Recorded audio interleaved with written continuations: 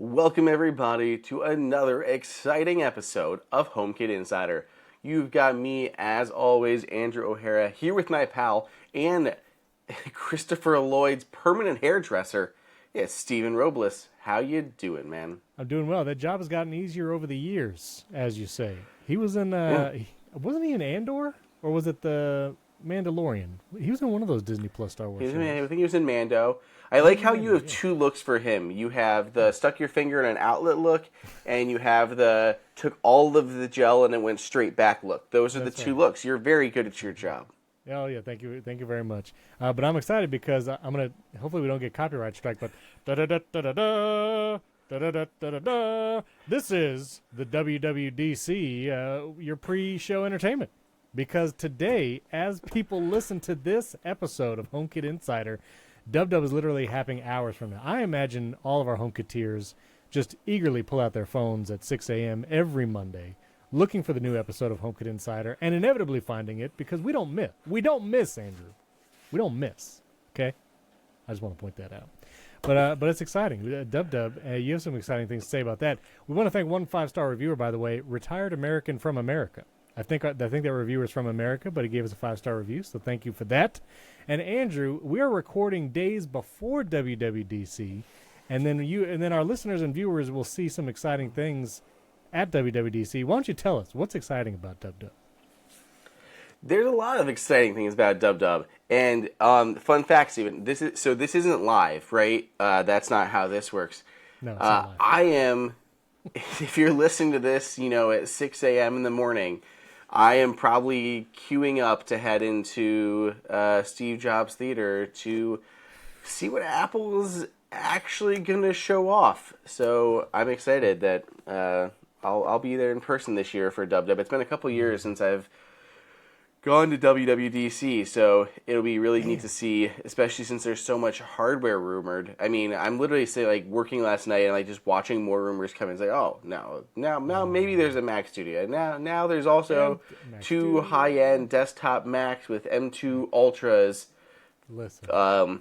Finishing development, all sorts of nonsense. Who knows what we're actually going to see? It seems like the whole VR type of headset is a lock. But beyond that, we're going to find out soon. Anybody's game. Well, it's very exciting. You will be there in person, reporting live from the show floor, and you'll be seeing it. I'm curious. I think you'll be outside, right, to watch the keynote. Isn't that how they do it? I think you sit outside, and they give out sunscreen. They have an overflow area, they don't have a because of course they got some people in Steve Jobs Theater, and then there's I believe an overflow area to watch. I think so. Are you going to try and get a selfie with Tim Cook? Are you going to try and, sneak over and selfie with Tim? You can do that?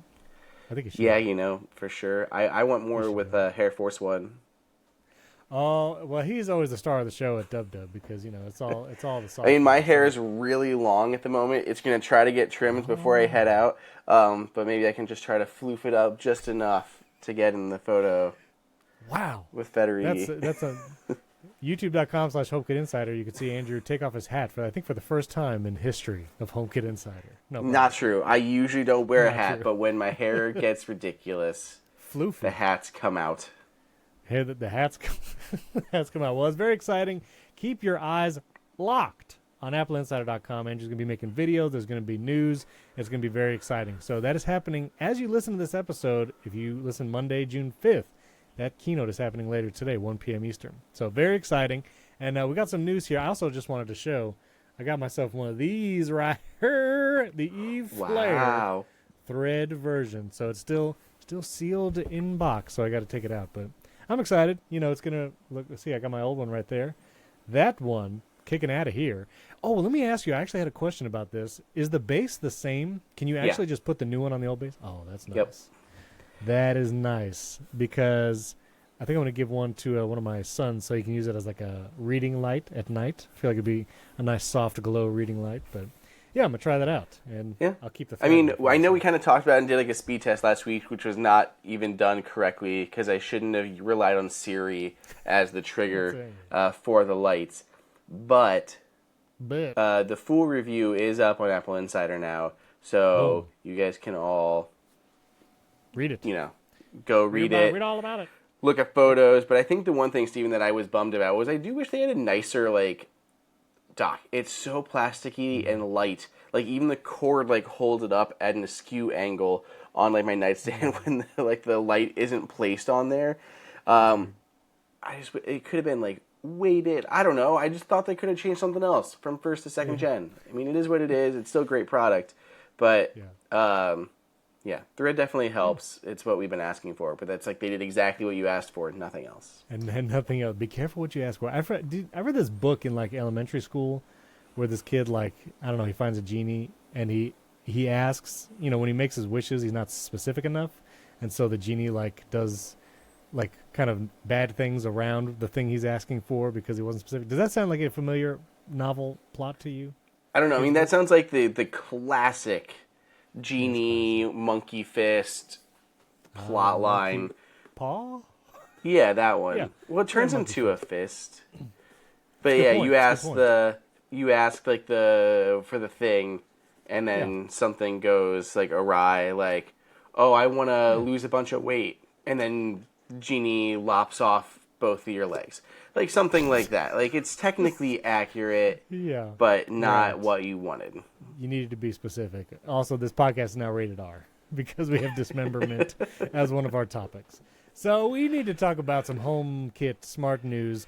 Zemismart, they make HomeKit devices. They're actually they have a new hub supposedly coming out. It has Matter and Thread. It's going to be a Zigbee hub.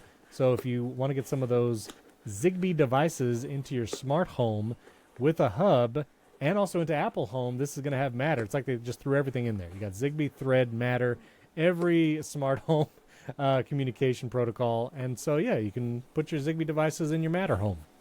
So there you go. That's nice. Now, you have a interesting note here. The Level Lock doorbell, which I know of, familiar with. What is the news about Level Lock? Well, they have a doorbell, but with a big ol' asterisk. Oh, doorbell. Oh, right. I'm thinking the lock, Level Lock. You're saying doorbell. I'm saying the word doorbell, Steven. And they have a doorbell now, but it's only for multi-admin homes. And it was it's a whole curious thing. And I'm linking you up. I don't even see... I see. Smart bringing new video doorbell to apartment dwellers. Interesting. Here it is. Yeah, so it's really neat how they're enabling this. But yeah, so you have that, like, you know, shared doorbell and all that stuff, but it's not a normal doorbell that everyone else can have. So that part's not HomeKit, I assume. I don't think so. Obviously, like for something specific like this, I do not think it's going to be HomeKit. But interesting. Huh. That's weird. To be the first with home key integration all in on the Apple Home stuff. That's weird, but there it is. If you're watching, and I'll put this in the chapter artwork as well. Level Lock doorbell. Level Lock doorbell. I'm still down with my Circle View. It's been over a year. My Circle View doorbell has been solid. No heat issues, even here in Florida. So, just saying, I'm still down for that. I still recommend that one. I know you like the Wemo one, right? You still got the Wemo on the outside? I mean, I have all of them basically in my house in different spots. Sure. I still use the Arlo as my primary one, but I've got them all. Oh, that's right. Arlo. A car works well too. It's been doing solid. Oh, yeah. So that's been working for you? I still have had the occasional heat alarm. I've had 2 heat alarms now, ever. But we're getting to the 90s in the next coming days. Something like it hot. You know what I mean? That's what they say. That's the name of a musical. All right, now last week, we talked about robot vacuums. I mentioned the T1 OMNI robot vacuum that I was looking at, reviewing. Well, now the one complaint I had about it is now already solved. A week later, they must have listened to last week's episode, literally developed an entire product for this week so we could talk about it. This is now the Deebot T20. T20. They have a lot of names, Andrew. I don't know if you've seen their website. They have a lot of names. That's not wrong. It's not wrong. But the T20 has the lifting and spinning mops. Yeah, this is the thing that you were like, rabble, Rabble. They were like, Steven, it's here. It's Here it is. here. So They it said, "Shut your doesn't mouth. look We much made it." different than previous versions. I'm going to hit you up with an image, Steven. But you already got it. You got an image. I'm on a website.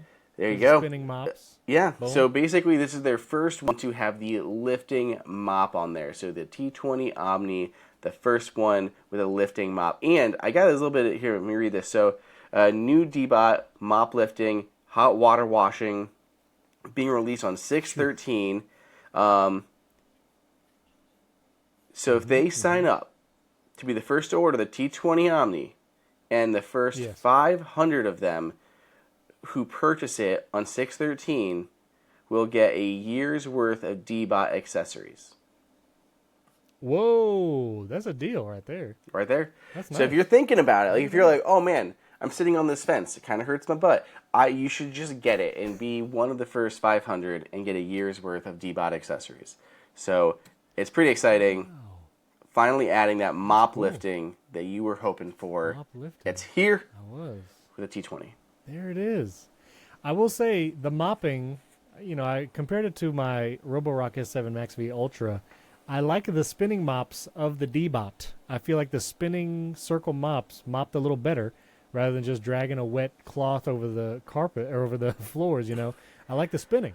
And so now it spins and raises. So a couple things in my testing. So first, I think the SA Pro Ultra whatever does better because there's a second scrubber going on in there. But also, I think the spinning mops have like two big advantages. So one, they're more like surface area because they got all the noodles, right?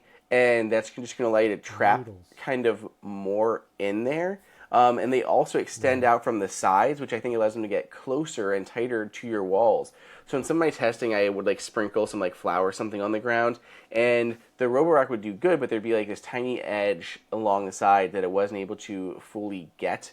But with these, it gets in there tighter just because that mop kind of extends and spins right up against the wall. And so I think that does a good job. So there's going to be perks. Like I feel like we're still kind of figuring these things out about what's the absolute perfect way. Because I think the other one has a lot of other benefits. You never have to remove it. It's nice and slim. You can lift it up and it goes over things. And it wasn't until now that Deebot had one that could actually lift. So that was the big benefit for the Roborock one. So, but it's not nearly as kind of like porous. There's no noodles on the Roborock one. No noodles. So yeah, this will be fun. But excited. They finally delivered what you were asking for, Steven. Yes, they did. But now Roborock's got a reply, and so we got to cover that. But before we do, listen, you got to clean your house to stay healthy. That's why you get these robot vacuums, that clean all the dust and everything out of there.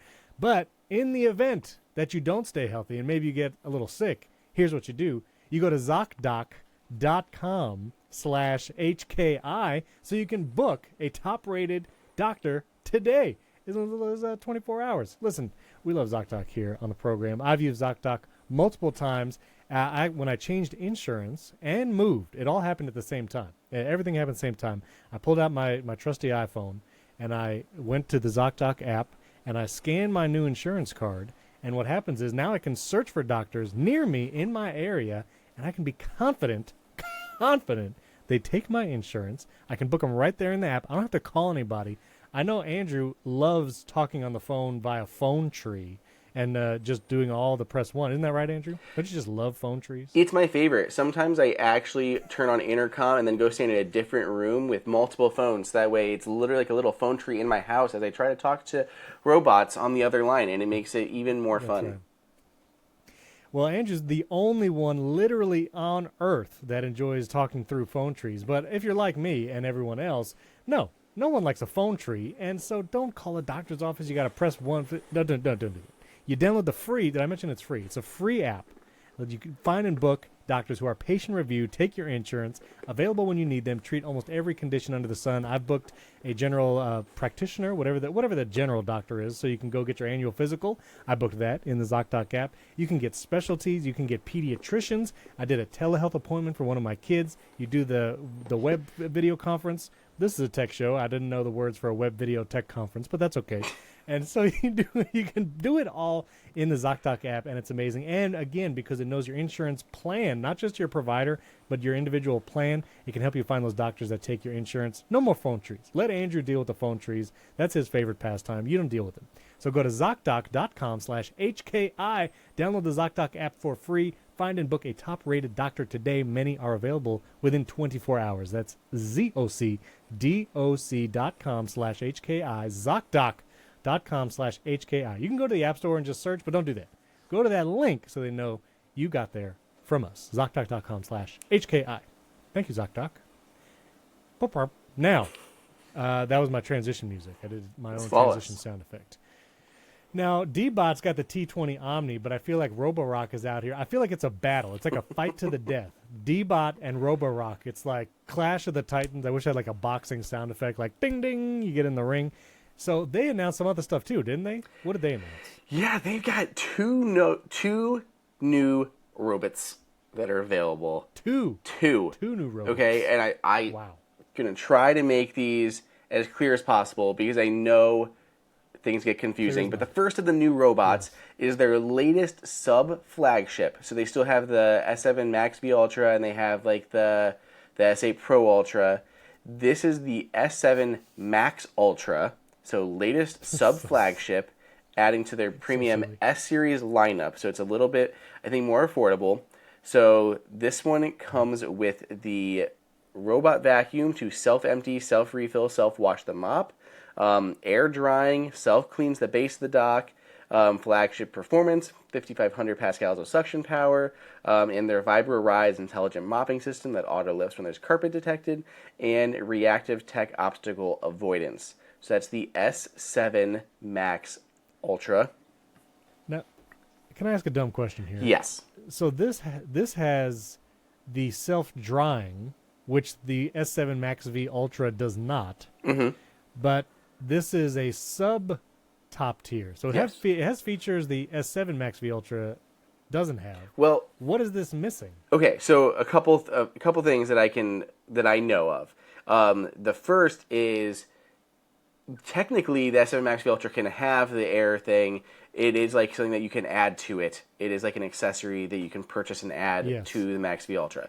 So that's a thing. But I think obviously the sub flagship here is below the S8 Pro Ultra that offers more.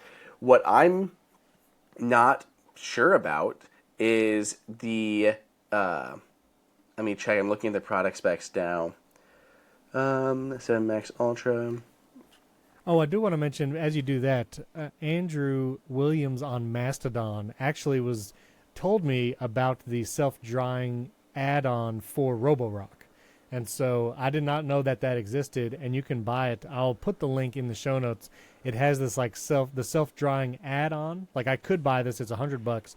You add it onto the Roborock dock, and now all of a sudden your S7 Max V Ultra is self-drying, heated dry, and all that. So you can get that add-on, and now your S7 does some of what the S8 Pro does, basically self-drying. But the S8 Pro has like dual rollers underneath, and it's got some other stuff going on. But anyway, I didn't know about that accessory, and it exists. That's all I'm trying to say.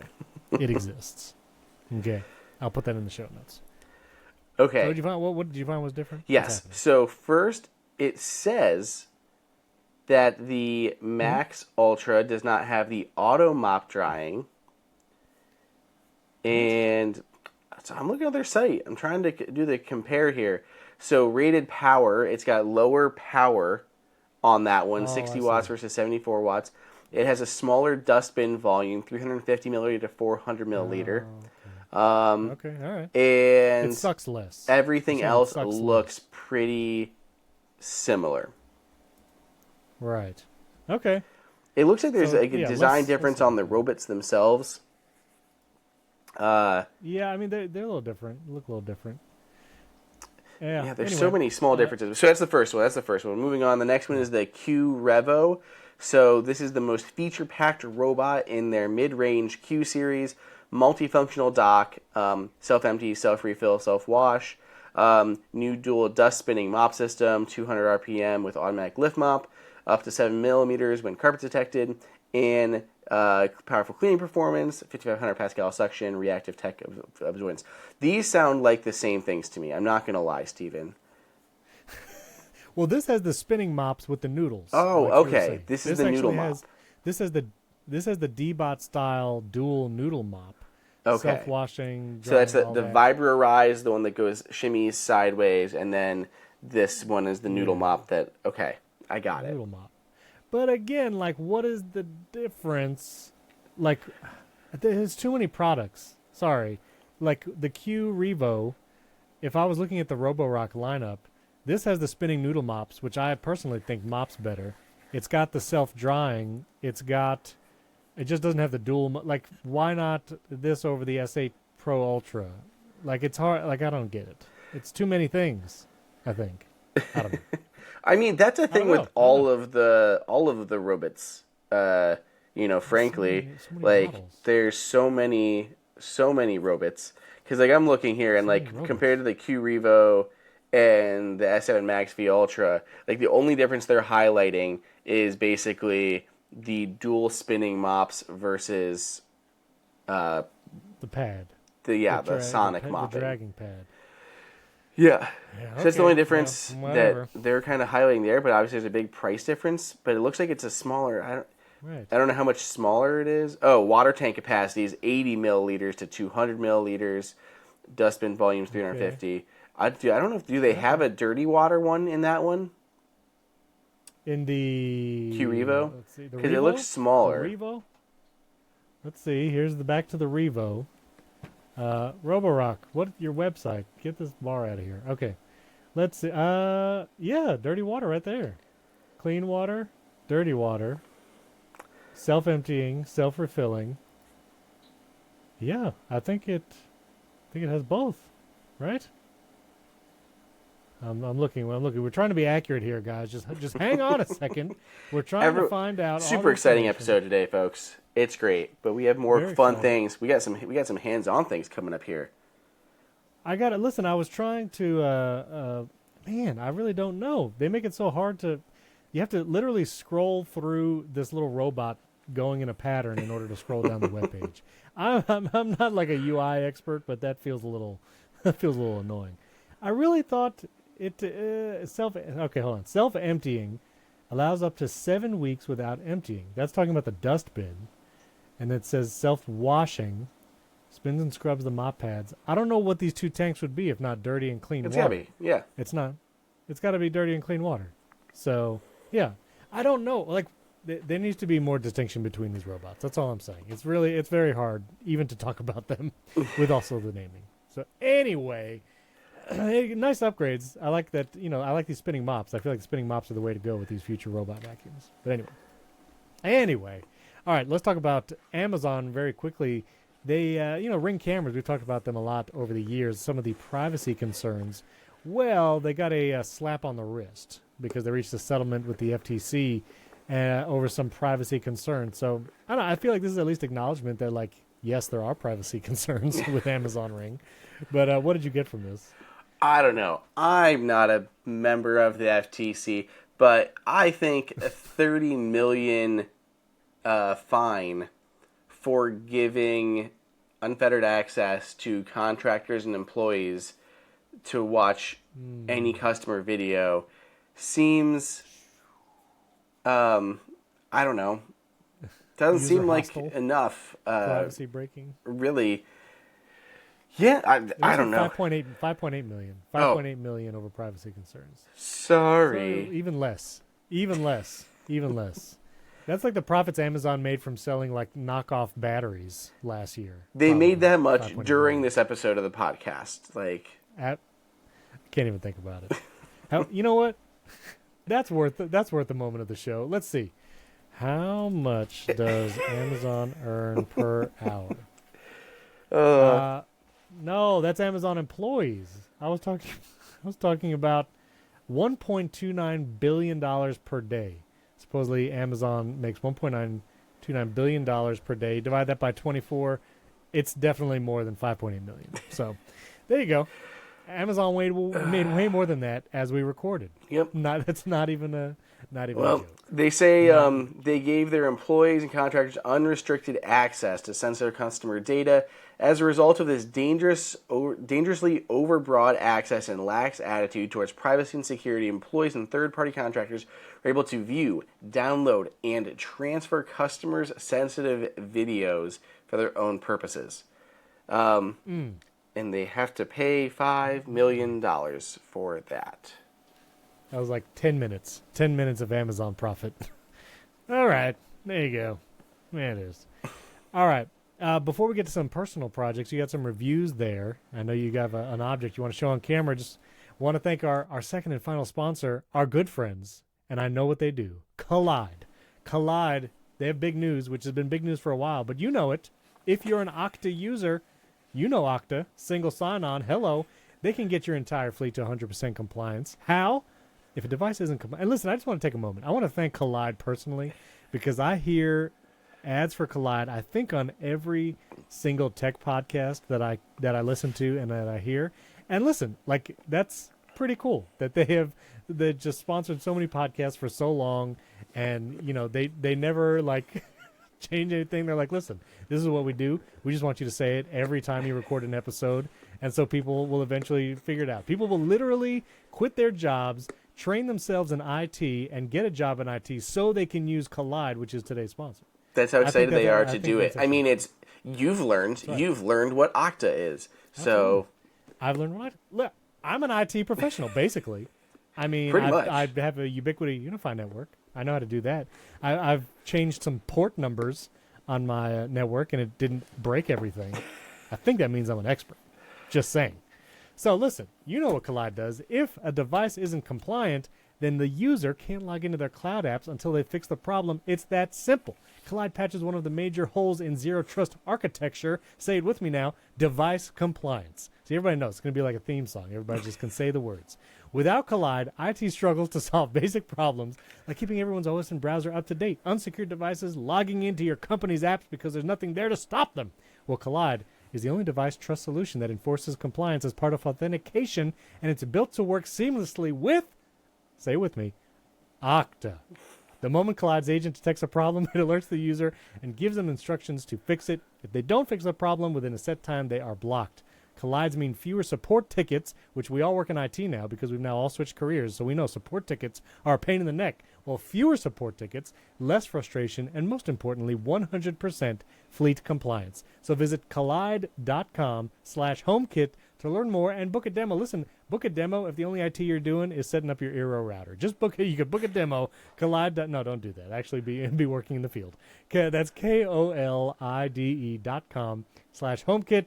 Link is in the show notes as well. Thanks, Kolide, for sponsoring this episode.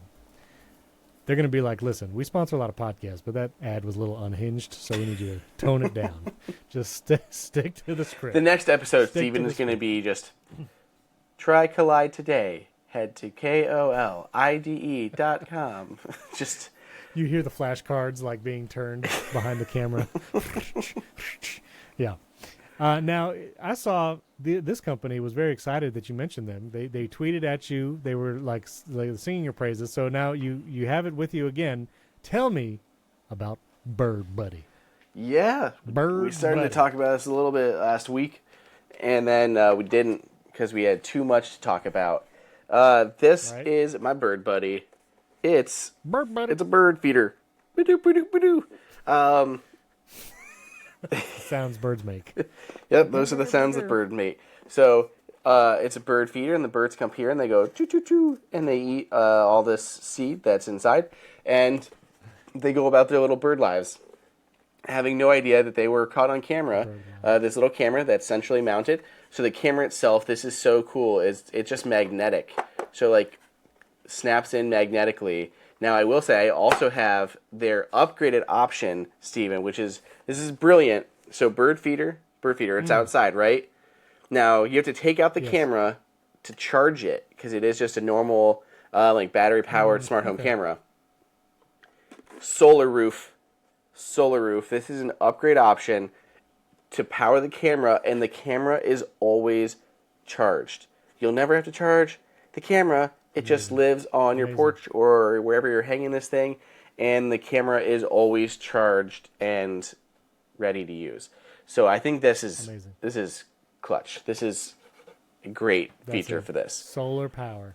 Yeah. So the power of the sun. On front here, not only do they have the little spot for the birds to sit, but there's like these little posts. You can actually get accessories to add here as well. So there's like a one that's like a spike screw or like a bunch of like spikes standing up. It's not to adhere a bird. It's to put like fruit or something for a bird to eat. Okay, you're not trying to spear the bird. No, it's not like spearfishing. Okay, it's for feeding. I was like, what? And then the other side, or whatever you want to do. But there's also a watering attachment, so you can get a little watering thing for them to drink from. So I think that's really cool. So this is the hardware. Okay, my only complaint about the hardware would probably be capacity is not huge, so it's just this spot here in the back. It pulls, this little top part pulls open. The cord's a little bit in the way. For the solar, but that pulls open, drops down. They give you a little funnel cup to fill it up, and you can see how kind of skinny it is. So it's not a huge amount of feed if you have some voracious birds, but yeah, it's really cool. This is a really neat little thing. So I feel like you guys see what it looks like the app, right? I mean, yeah. Okay, I want to see what birds it be seeing. So what it's fun. We have here you go, just pulling up pictures of birds. Quite a few birds that have come by, but the ones that only seem to go to the Bird Buddy right now are blue jays and cardinals, are what we have here regularly. So let me get the brightness setting up. You got reds and blues. Wow, look at that. Yeah, that's a nice shot. Yeah, there's some really cool shots. So when someone stops by, you have this primary feed. And so today, 55 minutes to go, a blue jay stopped by to hang out, and they call these postcards, but they're so we got a little blue jay, and oh, there's a blue jay, and it'll tell you a little about it, so we can go in here, and here's the little video, Steven, of the blue jay. I think it caught him just as he was escaping, but you can save the video or not, and then. Check mark. He looks like Gru. It shows you all the different video or all the photos. It'll have a bunch of different photos in there, and then you can go through and see all of your visitors that you've had, a lot of cardinals and stuff. And they put all these little fun facts in here, which is cool. So if I'm looking at the cardinal right now, more info about me. I'm an expert songster. I'm a homebody. I'm a bully. And then it tells you how many times that bird has visited. So a cardinal or this cardinal, whatever, has visited 6 times. It gives you its favorite foods. I'm as big as a slice of pizza. It can tell between cardinals? I don't think it just knows a northern cardinal. So I think it just knows a northern cardinal has visited 6 times. It can play... I don't know if you can name a bird like Bob, and it says Bob's been here today. It can play their song as well as their calls, so you can hear that, and you can see where they're kind of generally located across the world. So it's some really fun stuff. And then there's also a random, it's I don't know what you want to call it. It's basically like chat roulette for birds. You can just spin up a live feed of any other bird buddy that's opted in to the public stream, and you can check out other birds that are visiting other people's bird feeders.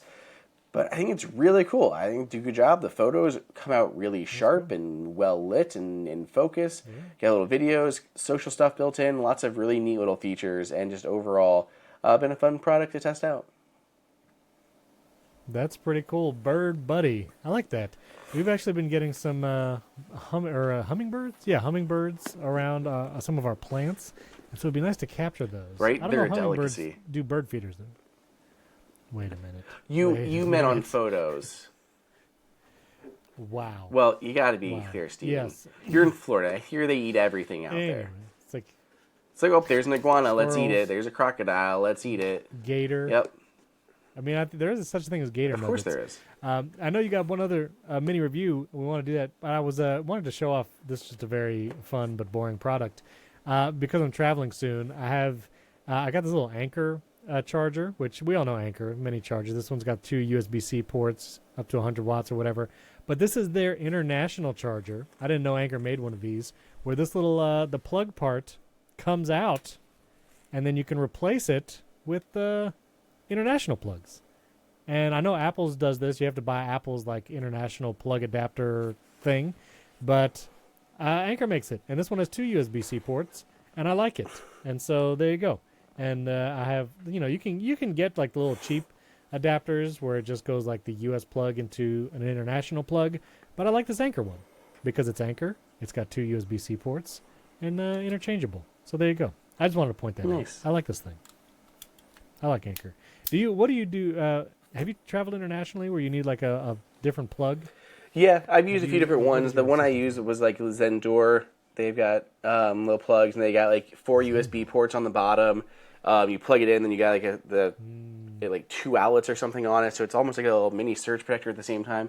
And they have like a self-resetting fuse, so if they ever blow, you're fine. But you have like 100 watts of USB-C output. They're really handy. So that's what I've used the last time that I traveled internationally. I searched. I saw a lot of those things. A lot of them were like USB A's, like a lot of them will have like 4 USB A ports on the bottom, and I was like, how do you spell Zendure? Do you know how to spell Zendure? Zendure. Dure. Okay, I'll look that up because they have they got a bunch of stuff. They do. Jeez, should have asked you about this because they do have some USB-C ones. Yeah, and these like the little international plugs like poke out with little sliders and stuff.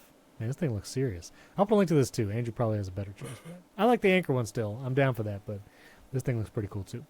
All right, you have another mini review. I don't know what this is. Zens? Yeah, what it is? We've covered Zens. What is that?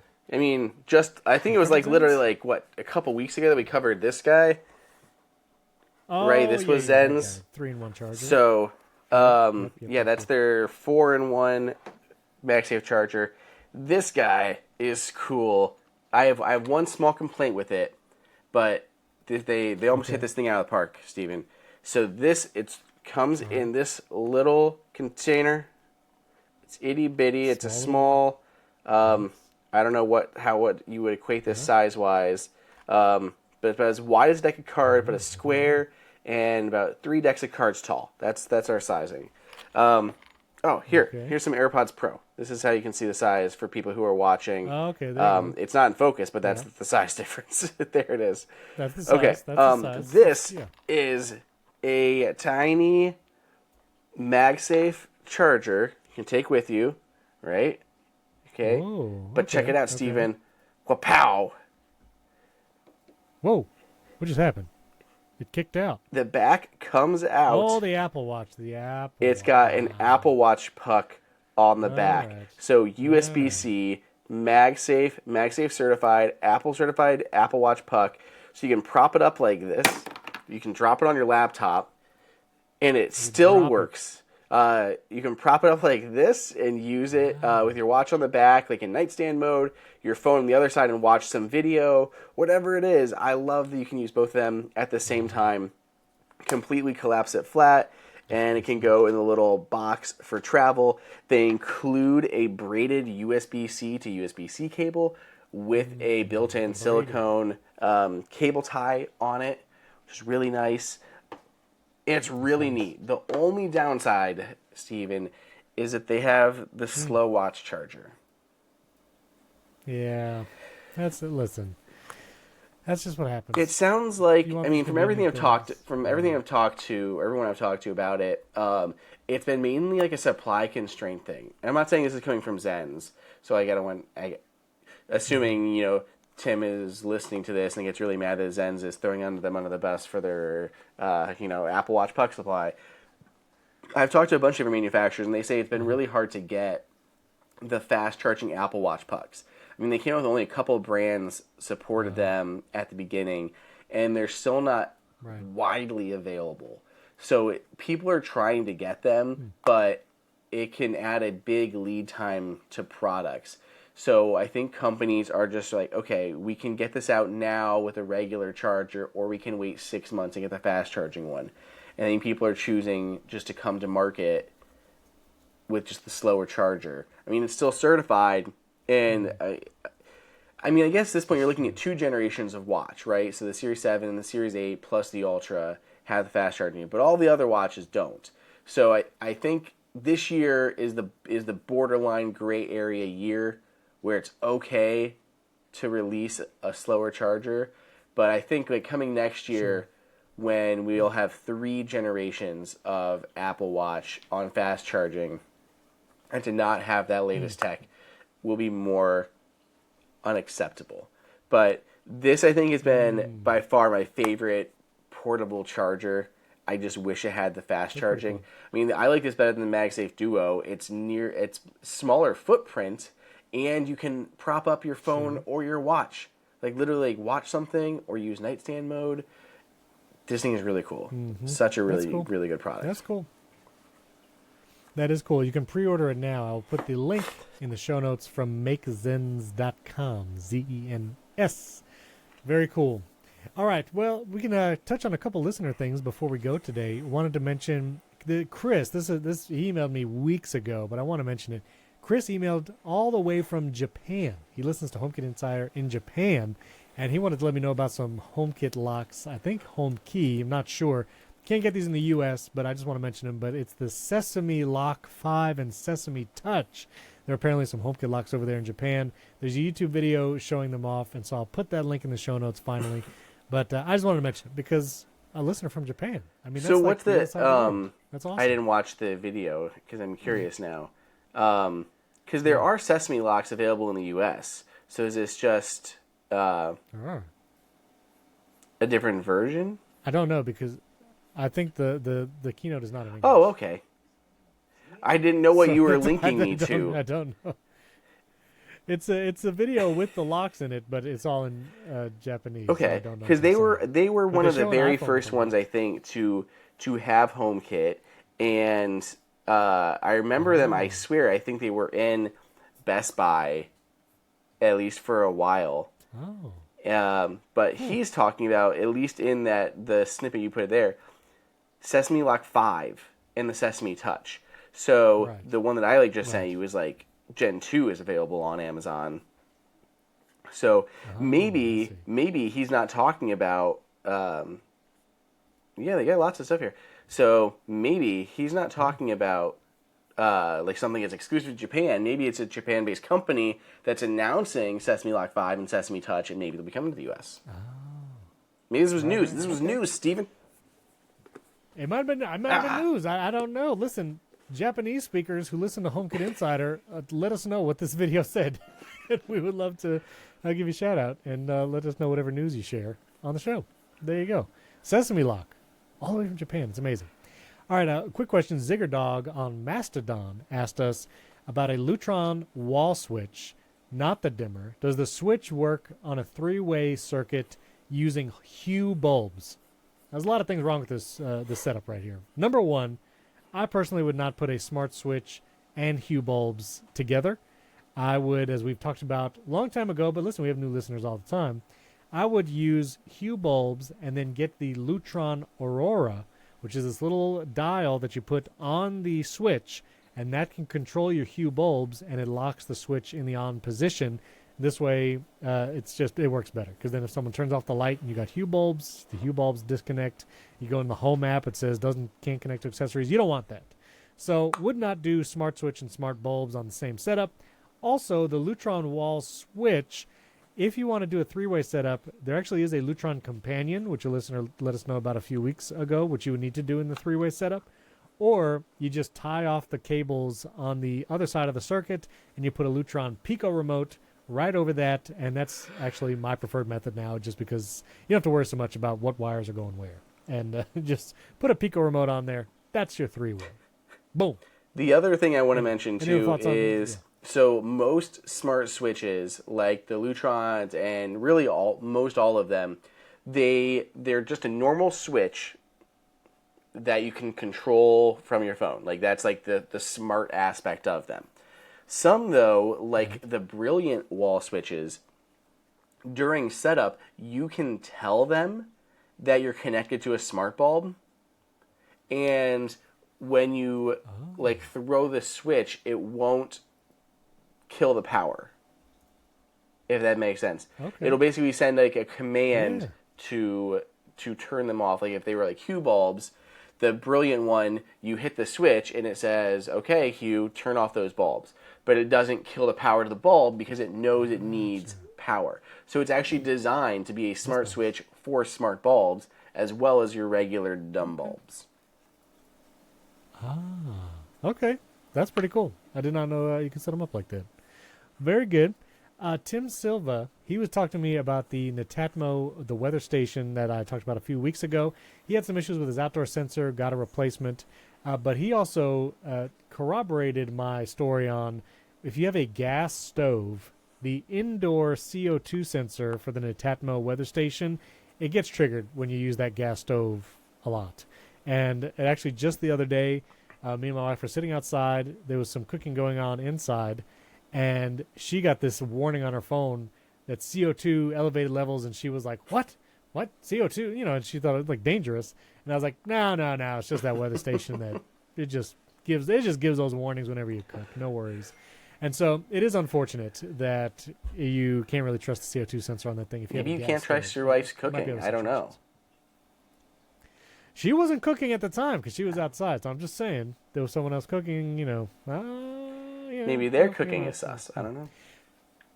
Exactly, sus. Now you have a long email here from Jim, and he's talking about some Nanoleaf and HomePods. I did not get a chance to read through this, but also some Wi-Fi issues with the 2.4 gigahertz. Should we take time? Or should we like dramatically read this live on air?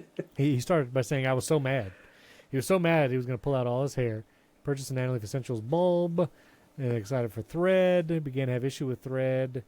And okay, yeah. short version He here even had is that the issues. 2.4 gigahertz network from his Wi-Fi was interfering with his Thread network, and when he enabled this auto balancing feature of his routers and set the channel from auto to 20 millihertz only, that looks like it fixed the problem and everything works, and he's a happy little camper now. Believe that is the synopsis. So if you have similar issues with Thread networks or with Nanoleaf devices, try tinkering with your 2.4 and your frequency for your networks. Gotcha. Okay, very good. And we just got two left. We can get through this.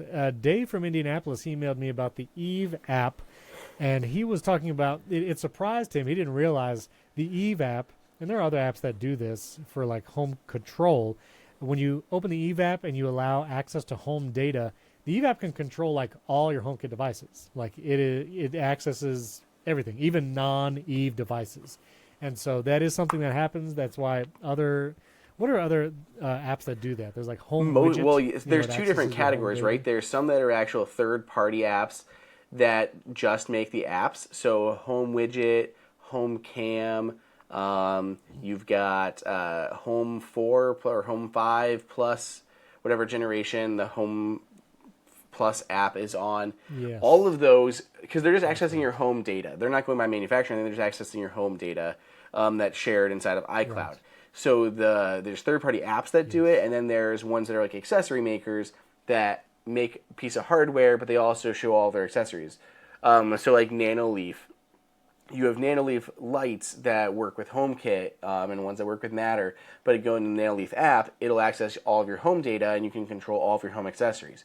There are asterisks to this because you can't do like firmware updates through third-party apps, and you can't view camera recordings in third-party apps. So there are weird things like that you have to like go back to the home app for, so they're not like true replacements. But yeah, most manufacturers of like HomeKit hardware will usually make an app, and 99% of the time that app will just access all home data and show you all of your HomeKit accessories, not just the ones that they create. Right. Exactly. He also had some weirdness with a level lock because I guess the level lock, which is still Bluetooth only, it was connecting to a hub, I guess by default that was like farther away, and he was having connectivity issues. So actually had to split his home and just reserve, I guess, like one home hub for that level lock, which is an unfortunate situation. That is something, hopefully Apple can add these kinds of things in future updates where you can kind of force hubs or devices to like be the hubs. You know what I mean? Choosing your primary home hubs and stuff like that. I think it's one of those things they want to handle for you, because like who wants to or has the know-how? Okay, I need to balance my HomeKit hubs. I need to go here and choose this hub for this one and this hub for this one. Like, it seems tedious and unnecessary, but then you have issues like this that I know crop up. And usually our recommendation is unplug the hubs, and then you plug the one you want to be the primary in first. Plug that in, it becomes the primary, and then everything else after that. But of course, like when you have like a whole home, it's not necessarily going to be like my bedroom stuff is not connecting to my living room Apple TV. So if I want my living room Apple TV, my primary home hub, I can plug in it first. But my accessories aren't connecting to it; they're connecting to my home pods that are in the bedroom, or they're connecting to the bedroom Apple TV, or anything else on the way to the living room. Right. So yeah, so try that. Unplug all the home hubs. Plug the one back in that you want to be the main hub. And our last message from Joel, he's asking Eve motion blinds. They said that he got some Eve motion blinds, really likes them, ordered from Select Blinds. Measurements were perfect. I had the same experience. That's where I ordered my Eve motion blinds, and they're great. He's asking about the Roman shade version of, I guess you can get from Select Blinds. There's not an Eve motion blinds yet. It says they're coming soon in Europe, but not here. I'm not familiar with the Roman shades from Eve's. Do you know the style that he's talking about? I do, and I reached out to Eve to get a comment, and there's no timeline. So we got an answer, but it's probably not the one that Joel wanted. No. Not the one we wanted. The hero we deserved. The hero we needed. Not the one we deserved. Whatever that line is from The Dark Knight. Anyway, that's the show. Enjoy WWDC. You can watch the keynote live. Keep your eyes on appleinsider.com for all the news. Andrew's on the show floor live. He'll be making videos with, maybe they're just going to be giving out headsets like Oprah. You get a headset, and you get a headset. Wouldn't that be nice? They just get the headset. So watch for all the news. And hopefully there'll be some HomeKit news we can talk about in the next episode. You have to wait a week, but good things come to those who wait. That's what we always say. Thanks for listening. Bye. See you guys.